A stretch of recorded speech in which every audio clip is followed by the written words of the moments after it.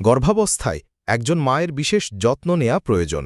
এই সময় মা ও অনাগত সন্তানের সুস্থতার জন্য কিছু পরামর্শ ও যত্ন নেওয়া জরুরি।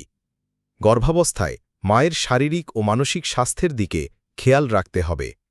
এখানে কিছু গুরুত্বপূর্ণ পরামর্শ তুলে ধরা হল। নিয়মিত স্বাস্থ্য পরীক্ষা।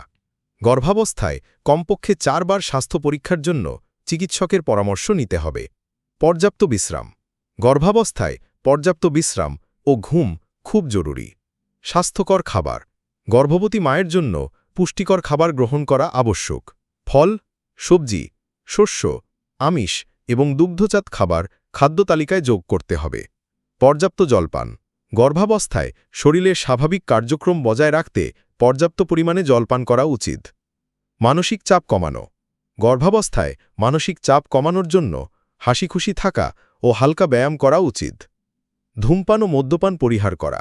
গর্ভাবস্থায় ধূমপান ও মদ্যপান করা এড়িয়ে চলতে হবে। কিছু ঔষধ পরিহার করা। গর্ভাবস্থায় ডাক্তারের পরামর্শ ছাড়া কোনো ঔষধ সেবন করা উচিত নয়। সতর্কতা। গর্ভাবস্থায় কোনো রকম শারীরিক সমস্যা দেখা দিলে দ্রুত ডাক্তারের পরামর্শ নিতে হবে। টিটেনাস টিকা।